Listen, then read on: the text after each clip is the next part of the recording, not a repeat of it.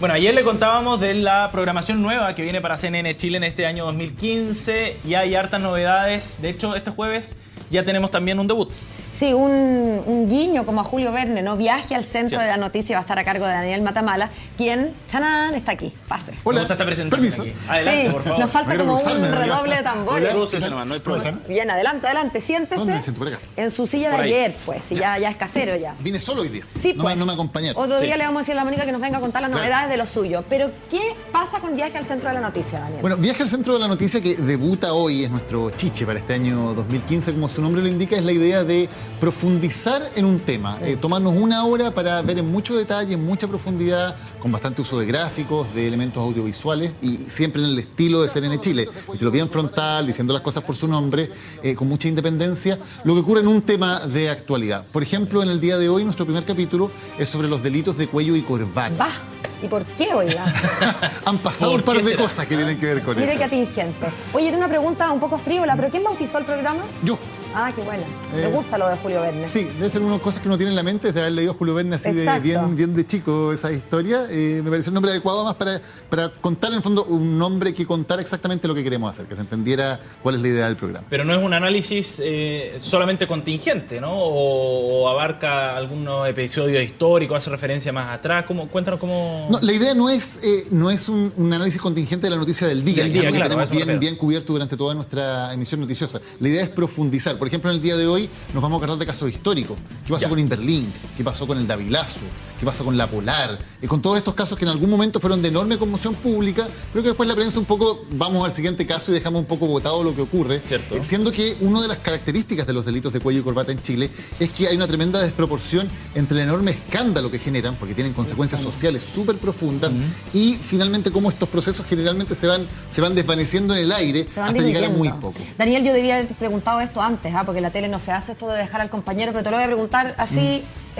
¿Van a tocar el tema jurídico, cómo la ley toma estos casos? Y te lo pregunto particularmente pensando en lo que hemos comentado tanto en el canal. A propósito, por ejemplo, del cambio de la ley de lavado de activos y cómo eso, en un universo, ¿no? en tiempos en que basta con los delitos de cuello y corbata, ¿hasta cuándo? Y vemos que desde el Congreso hay una señal tan equívoca en términos de disminuir las penas. ¿Va a haber entonces un análisis como legal de cómo enfrenta Chile y su institucionalidad este tema? Absolutamente, es uno de nuestros puntos principales, en el fondo decir qué pasa con los delitos de cuello y corbata, por qué las penas son o muy bajas o no existen o incluso en algunos casos ni siquiera están tipificados como delitos. Hay cosas que en otros países del mundo son delitos de cárcel, como por ejemplo el uso de información privilegiada, como por ejemplo la colusión, Sí. que en Chile no son delitos. La colusión era delito hasta el año 2003 y fue eliminado como un delito penal. Hoy día Esa coludirse sensación de que vamos no es hacia delito. atrás en términos Exactamente. de legalidad al menos, ¿no? Vamos hacia atrás, algo que es muy llamativo porque hay casos de delincuencia común, por ejemplo el robo de cajeros automáticos o el robo de cables de cobre, en que sí se ha legislado y de manera muy dura para enfrentar ese tipo de delitos emergentes. Pero en el caso de los delitos económicos da la impresión de que es al revés. Estamos destipificando algunas cosas Claro, que si eran estamos delitos antes. liberalizando, digamos. Exactamente. De una manera bastante equívoca también, porque también esto afecta al libre mercado y afecta a la ¿Te puedo hacer competencia. una pregunta, Daniel? Bueno, vamos a ver el programa y la idea es que las conclusiones surjan a partir de eso. Pero tú, que has investigado el tema, el programa no ha sido emitido, todavía no está listo, pero tú has estado en este tema, ¿concluyes que hay algo de clasismo? en Mucho de esta- clasismo. Yo creo que hay dos aspectos fundamentales. Uno es el clasismo, esta idea de que el hecho de ser delincuente o de cometer delitos tiene que ver con algo de clase social, que ciertas clases sociales cometen delitos y otros, bueno, cometen errores, se equivocan o hacen cosas que son reprobables. Pero la delincuencia como un fenómeno que tiene que ver con clases sociales es algo que también lo vamos a tocar. Viene de muy lejos en la historia. Qué de revelador Chile, eso. de la época de la colonia, Sí, digamos, sin esto duda. de ver el derecho como un instrumento de disciplina de clases. Y de pacificación social, Sí, casi. y de cierta pacificación social entendida en esos términos. Es un factor, creo que es muy importante. Y lo otro son también influencias. Finalmente hay un proceso de legislación en el cual evidentemente hay ciertas voces que tienen más influencia que otras, y eso también influye cuando uno ve las urgencias de sobre qué se legisla muy rápido y sobre qué en cambio hay proyectos que están muchos años y que finalmente nunca hay urgencia para ello. Por eso, perdón, vamos Sí. a hacer también la comparación. Ajá. ¿Qué pasa con un caso de, por ejemplo, compra de acciones con beneficio usando información privilegiada, casos muy parecidos en Chile y en Estados Unidos?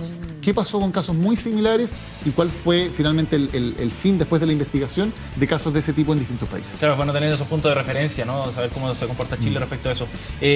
La gracia, creo, del programa, por lo que tú nos cuentas, entonces es como que le va a dar contexto y va a ampliar la mirada respecto a los casos puntuales de hoy en día, digamos. Exacto, porque la idea es tener una mirada más amplia, sumar. Está bien, está la Polar, están las farmacias, están los pollos, hay una serie de casos, pero bueno, tratemos de poner todo esto en contexto y ver cuáles son los temas de fondo que hay detrás de todo esto. Sí. De por qué no hay una persecución penal efectiva en este tipo de casos y también cuáles son las consecuencias, porque uno se queda con cierta sensación de que hay cierta injusticia, etcétera, pero aquí también hay consecuencias económicas, hay estudios que muestran qué porcentaje del PIB pierde un país cuando las prácticas anticompetitivas, las prácticas que van contra la libre competencia, que van contra un mercado regulado, finalmente no se castigan. Porque la idea de un libre mercado que funciona es que gana el mejor, el que provee los mejores servicios. No es que gane el que hace más trampa, el que es más pillo. Yo que estaba tan contenta con que me podía dormir a las 10 después del nuevo Prime y ahora me van a dejar despierta viendo este programa, pero está imperdible. Daniel, muchísimas gracias por acompañarnos. Gracias a ustedes.